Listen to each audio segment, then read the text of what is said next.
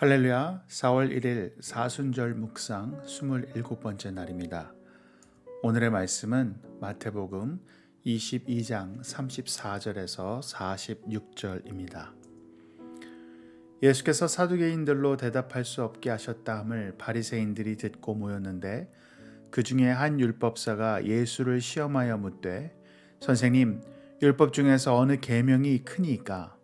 예수께서 이르시되 내 마음을 다하고 목숨을 다하고 뜻을 다하여 주 너의 하나님을 사랑하라 하셨으니 이것이 크고 첫째 되는 계명이요 둘째도 그와 같으니 내 이웃을 내 자신같이 사랑하라 하셨으니 이 두 계명이 온 율법과 선지자의 강령이니라. 바리새인들이 모였을 때 예수께서 그들에게 물으시되 너희는 그리스도에 대하여 어떻게 생각하느냐? 누구의 자손이냐? 대답하되 다윗의 자손이니이다. 이르시되 그러면 다윗이 성령에 감동되어 어찌 그리스도를 주라 칭하여 말하되 주께서 내 주께 이르시되 내가 내 원수를 네 발 아래에 둘 때까지 내 우편에 앉아 있으라 하셨도다 하였느냐? 다윗이 그리스도를 주라 칭하였은즉 어찌 그의 자손이 되겠느냐 하시니 한마디도 능히 대답하는 자가 없고 그날부터 감히 그에게 묻는 자도 없더라. 사두개인도 바리새인도 예수님을 메시아로 인정할 수 없었습니다. 군중들이 예수님을 따르는 것도 받아들일 수 없었습니다. 메시아로 인정할 수 없었습니다. 자신들의 지식과 수준에서 예수님을 받아들이기는 쉽지 않았을 겁니다. 그래서 그들은 언제나 예수님을 시험했습니다. 어떡하든 빈틈을 찾아 공격하고 예수님을 불명예스럽게 하고 자신들의 지식을 과시하려고 했습니다.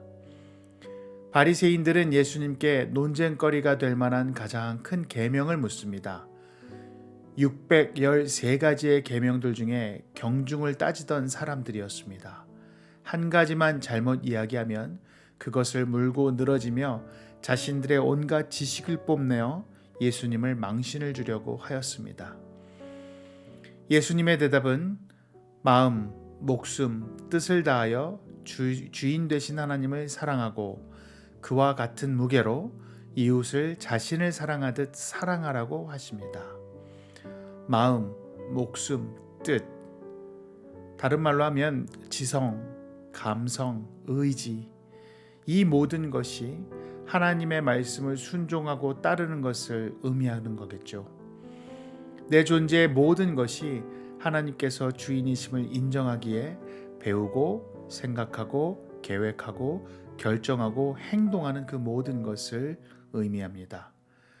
삶 전체가 하나님의 말씀의 원리로 살아가는 것이며 하나님의 능력에 의지하며 살아가는 것임을 이야기합니다.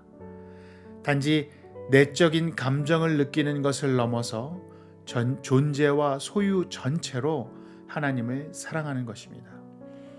하나님을 사랑하는 것은 감정을 느끼는 것도 아니고 계명에 대해 묵상하는 것도 아니고 신비적 경험을 체험하는 것도 아닙니다.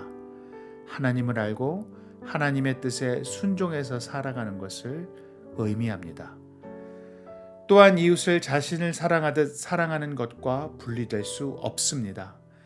세상을 이처럼 사랑하사 독생자를 희생시키셨던 그 하나님의 마음을 이어받는 것입니다. 우리가 원수되었을 때에도 우리를 받아들이셨던 하나님의 열심이 내 삶의 중심이 되게 하는 것임을 말하는 것입니다. 율법과 선지자들의 모든 가르침이 이 사랑의 두 계명에 걸려 있다고 말씀하십니다. 운동회에서 만국기가 하나의 줄에 걸려 있듯이 구약의 모든 가르침은 사랑의 두 계명이라는 줄에 있다라는 겁니다. 예수님이 메시아에 대해 능동적으로 질문을 하십니다. 메시아가 누구냐?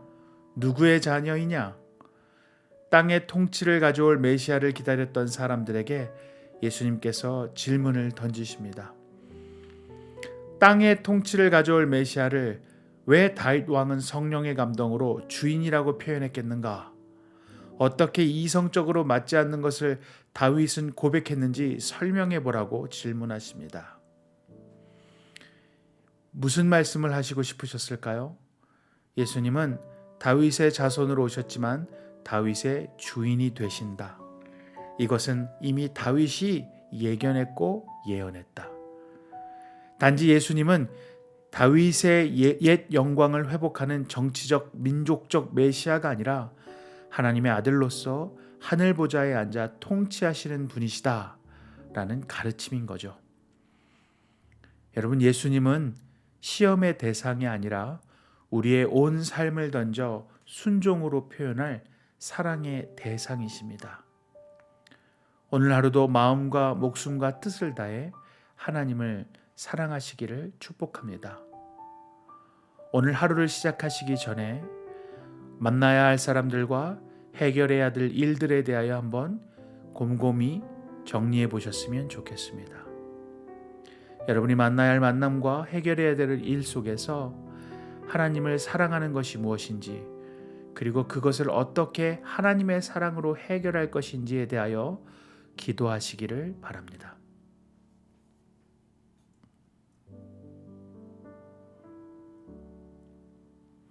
하나님은 나의 삶의 주인이십니까? 예수께서 이르시되 내 다하고 뜻을 다하여 주 너의 하나님을 하라.